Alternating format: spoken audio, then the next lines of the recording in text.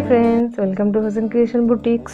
देखो बंधुरा आज के स्क्रिने तुम्हारा देखते पाচ্ছ दारुण सुंदर एक टप तैरी करलाम जेटा अवश्य রিউজ करा। এই টাইপের দেখো একটা স্কার্ট যেটা পিওর কটনের, তার উপরে কাজটা এত সুন্দর। টপটা কয়েকবার ব্যবহার করেছে, কিন্তু বাচ্চাদের ন্যাচারালি জানো ছোট বাচ্চাদের অনেকগুলো জামার জন্য ওরা কিছু জিনিস ইউজ করতে করতে সেটা পুরানো হয় না, এরকমই থেকে যায়, কিন্তু বাচ্চা বড় বড় হয়ে যায়, জামাগুলো ছোট হয়ে যায়, যার জন্য আলটিমেটলি এত সুন্দর একটা স্কার্ট ছিল কটনের। দেখো কালারটাও একদম ফেড হয়নি।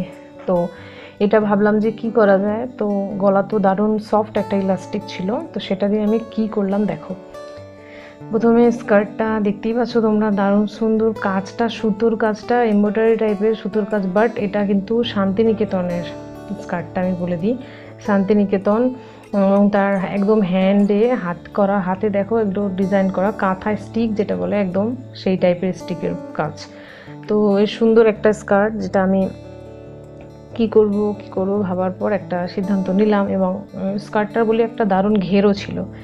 দেখো প্রথমে আমি কি করলাম যে এইভাবে স্কার্টটাকে দুই ভাগে ভাগ করে নিলাম।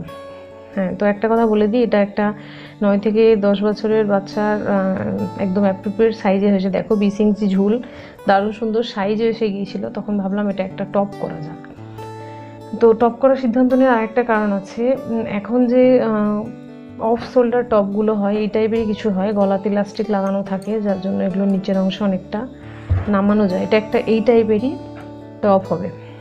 এবার আমি মেজারমেন্টটা তোমাকে দেখাই যে টপটা মানে টোটালটা যা আছে, আমি দেখো সেটা একটু মাপ নিয়ে নিচ্ছি। আমার 9 ইঞ্চি, আমি 9 ইঞ্চি মানে টোটাল ধরো 4.5 ইঞ্চি আমি এই টাইপের হাতের জন্য রাখবো। স্লিপের আগে মাপটা নিয়ে নেব আমি, স্লিপের মাপটা এইভাবে। তো স্লিপটা কেমন করে কেটেছি দেখো, জয়েন্ট যেদিকে আছে জয়েন্টের সঙ্গে আরেকটু পর্শন নিয়েছি, দু সাইডে আমি 9 ইঞ্চি করে, তার মানে 4.5 করে আমি আগে ভালো করে ফেলে নিই। দু সাইডে 4.5 করে আমি একটা দাগ দিয়ে নেব।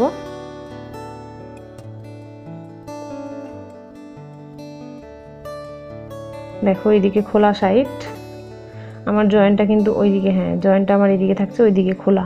তো আমাকে প্রথমে কাট করতে হবে এটার, যেটা ডবল পার্টে ফেললাম, অবশ্যই 4 ফোল্ড করা আছে, বুঝতেই পারছো স্কার্ট। তো আমি আগে হাতের মাপটা নিয়ে নিব। তো আমাকে তার জন্য আর্মের মাপটা নিতে হবে। গলা থেকে আমি আর্মের মাপ 6 ইঞ্চি নেব, ঠিক আছে। তো এটা বলে দিই যে এটা 6 ইঞ্চি, বা কেউ যদি চাও তোমরা যে একটু শোল্ডারটা নিচে নামাবে, অফ শোল্ডার করবে, তার জন্য তোমরা 4 ইঞ্চি নিতে পারো। এটা কিন্তু অনেকটা সফট কাটারের জন্য নেমে যায়। তো ওই টাইপের আমি এখানে আর্মের কাটিংয়ের জন্য মাপ নিয়ে নিলাম। এবার আর্মের সাইজটা আমি দেখে নেব। সাইজটা আমি প্রায় 10 ইঞ্চির মতো নেব, যেহেতু আমার মেয়ের একটু স্বাস্থ্য আছে। 10 ইঞ্চির মতো নিয়ে তার মানে 5, অর্ধেক 5-এ মাপ দিয়েছি। একটু টেনে নিতে হবে যাতে প্রপার কাপড়টা আমি ইউজ করতে পারি। দেখো এইভাবে নিয়ে, এবার লং আমার কাছে যা আছে তাই থাকবে, 3/4 যদি হয় তাই হবে, ফুল যদি হয় তাই হবে, কিছু করার নেই।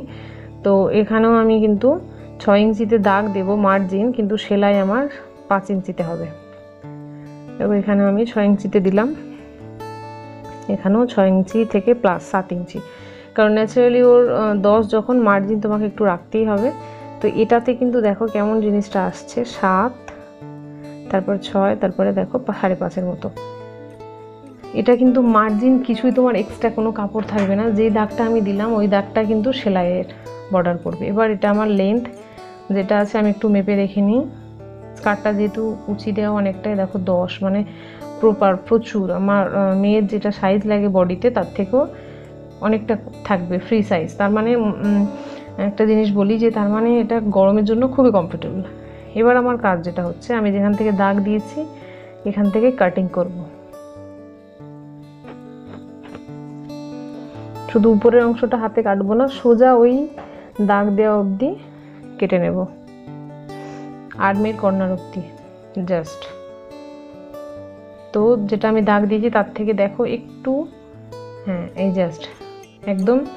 এবার আমার কাজ যেটা হচ্ছে কি, এইভাবে খুলে নেওয়ার পর দেখো দুদিকে দুটো স্লিপ বেরিয়ে গেল, আর এটা কিছুটা এ কাটিং, দেখো এই প্যাটার্ন হলো উপর দিক থেকে সরু হয়ে স্কার্টটা নিচের দিকে যাবে। এবার আমার যেটা কাজ, সেলাই লাগাতে হবে। আমি রং সাইডে করে নেব। রং সাইডে করে একদম কর্নার থেকে শুরু করে এই কর্নারে এসে আমি সেলাই লাগাবো। এদিকেও সেম এই জিনিসটা করব, কর্নার থেকে স্টার্ট করে। একটা কথা মনে রাখবো, এই কর্নারটাতে আর্মের কাছে আমি একটু ডবল সেলাই মেরে নিতে হবে। তো তার জন্য এটাকে আমি উল্টো করে নেব আগে। দেখো উল্টো করে নিয়ে এইভাবে ফেলে আমি সেলাই করে নেব। তো সেলাই করার পর এটা ডেফিনেটলি বুঝতে পারছো, দেখো দারুণ সুন্দর একটা টপ তৈরি হয়েছে। ন্যাচারালি দেখে কেউ বলতে পারবে না যেটা স্কার্ট থেকে বানানো হয়েছে। এত সুন্দর একটা টপ, যে কোনো ড্রেসের সঙ্গে পরতে পারো, বাড়িতে প্লাজোর সঙ্গে, বাড়িতে এমনি পাজামার সঙ্গে বা যে কোনো স্কার্টের সঙ্গেও পরতে পারো। জেনুইনলি এটা দারুণ সুন্দর, আর কালারটা যেহেতু খুব মিষ্টি, তাই জন্য। আমার ভিডিওটা ভালো লাগলে শেয়ার করবে, কমেন্ট করবে, সাবস্ক্রাইব করবে। Thank you.